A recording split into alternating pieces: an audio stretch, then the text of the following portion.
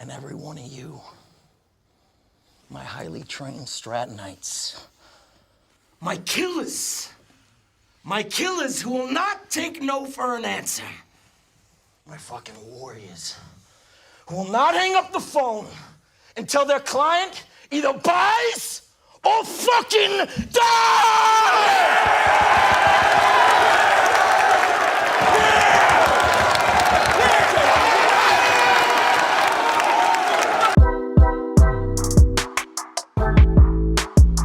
Hocus Pocus. We got some new people. It is Whitney Peak, Lily Buckingham, and Melissa Escobedo. They play 3 new girls who discover they might have some witching powers. And of course, they run into the 3 witches, which is played by Bette Midler, Sarah Jessica Parker, and Kathy Najimy.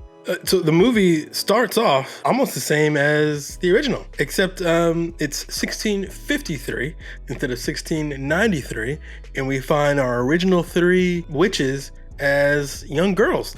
They've just turned 16, and they are now considered to be old hags, and it's time to get married. I've been told I'm getting old, and I must marry. You know, and they're like, F that, I'm not getting married. Shove it up your ass. And there's a whole little roundabout thing where they're like, oh, you're not getting married? Well, get out of our town. So they're kicked out of the town. They start a coven, a witch's coven in the woods. And they start it because another witch, a random witch, is in the woods already. And she is in possession of the book. You can do the voice very well. Do it again. Yes.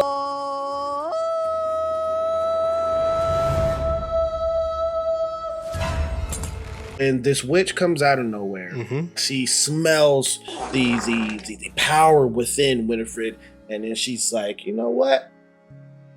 I'm gonna give you this book. Mm-hmm. Didn't they say that the rumor is that they got the book from the devil himself? That's exactly right. The rumor, though, like read a plaque or something like that.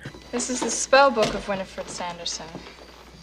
It was given to her by the devil himself. Wrong. That apparently wasn't the truth, that it came from the devil himself. So that's okay. I'm okay with that because we read that from an unreliable spot in the original movie. Just like in the original, I thought the flashback stuff was the best stuff. I thought it was interesting and creepy and strange. I liked that quite a bit. But unfortunately, we got to fast forward to today where we find 3 girls and they seem to be obsessed with witchcraft and the Sanderson sisters. And they accidentally light a new version of the Black Flame candle, bringing back our original 3 leads and starting the whole thing over again. And that is because of Sam Richardson's character. What I did have problems with was, interestingly, similar things that I had problems with the original film. While I liked the original film, I mentioned in our first review that I think I like it so much because I feel nostalgic for it, right? I remember being a kid and watching it over and over again. But I said in the original review, there just wasn't much for like adults, you know? And it's the same thing in here. I have no nostalgia for this movie, obviously, because it's the first time I've seen it. So I'm watching it as an adult, and there's just not a lot. There's not a lot for adults, you know? There's not a lot to hang your hat on. It doesn't necessarily mean the movie's bad. It's just like you could tell it feels like watching like a kid's show or something as an adult. Where you're like, all right, I can see kids, you know, they might enjoy this, but you know, me, I'm kind of bored. So there's not a lot for adults here. If you have kids and you walk into your living room and you see the Disney Channel playing this, where you know, beep, beep, beep, beep, you're just like, oh, I'm gonna go watch a football game. I could see this being a hit among kids because it's goofy and weird and it kind of says like, oh, almost anyone could become a witch, you know? So I like that a lot.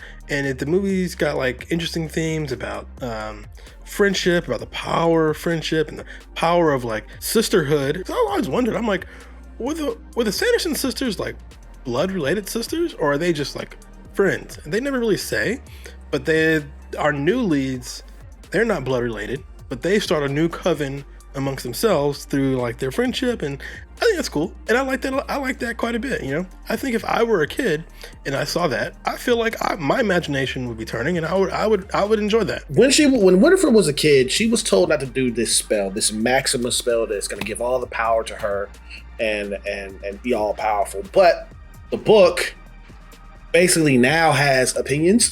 Yeah, the book's more of a character this time. The book does not want people to use that spell. Yeah, they're like, if you want to be all powerful, you have to give up what you love the most.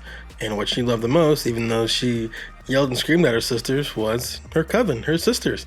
And that was not something that she was willing to part with. And I thought that was kind of sweet, you know? And like you mentioned, the book is more of like a character this time. The book has opinions. It'll not only show you what spells you should do, but it also will prevent you from doing other spells. It'll leave people, like if it thinks you're not gonna do good things with the book, it'll just straight up leave you, you know, and go to someone else. So yeah, the book's more of a character. And one of the biggest laugh for me was the book sweats.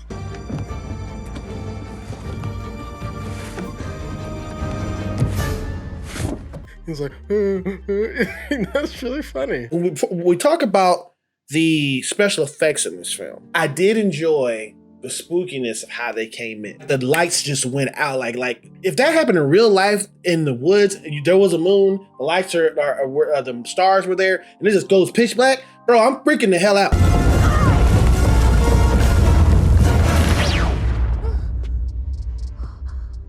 Are you still here? Yeah. Wasn't there a moon? No. Yeah. Just like in the original, the movie is not scary, but it is spooky. So I think this is actually a really good companion piece to the original film. Like they really, I think, struck the exact same tone as the original film, and they're really going after the exact same audience as the original film. So I think this works really well. But as someone who grew up on the original film as a kid and then watching the sequel as an adult, I did not enjoy the sequel that much. But that's because the movie can stay the same, right? But I don't. I grow. Clearly, I've outgrown Hocus Pocus. So that doesn't necessarily mean the movie's bad. That just means it's for a different generation, which I like that a lot. So you mentioned special effects. One of the things that I was like shocked with was the special effects were worse in the new movie. I'm like, what? I noted in our review that I really loved the way the witches looked on their brooms. I was like, wow, it looks great. They had their robes like blowing in the wind. Now it just looks terrible. I was really shocked by how bad the effects were. Again, only because the effects were so good in the original.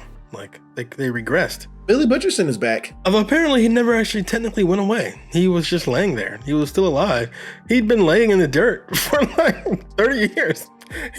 He hadn't died. But the story that we all knew about, you know, Winifred showing his mouth shut for being a fling with Sarah. He was like, you only kissed me once. Which is interesting because they insinuated in the first one that they were not lovers, because you know Winifred's like, Billy, and he's like, ugh. So they kind of insinuated that they were never lovers, and in this one they straight up confirmed. He was like, yo, I never dated her. He did it twice. Because in season 53 she was like, if I was gonna marry anybody, it'd be Billy. He's like, what? Why? What I do? Yeah. If you are like 9 today and you watch Hocus Pocus 1 and then straight up turn around and watch Hocus Pocus 2, I think you will just love this. So want to get into the rating of this thing, man? Let's do it. The comedy was sharp in this. I did like the sisterhood and not being all powerful. I like that message. I didn't like so much of the CGI. For that, I'm gonna have to dock it to a B. I know I gave the first one a B+. I'm gonna dock it back to a B.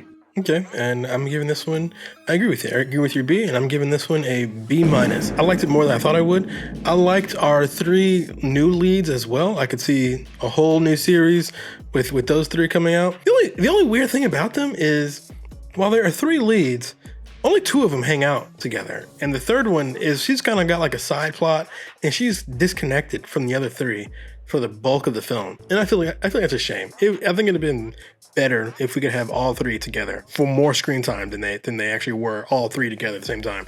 But other than that, I liked our new leads. It was nice seeing, you know, some of your nostalgic legacy characters.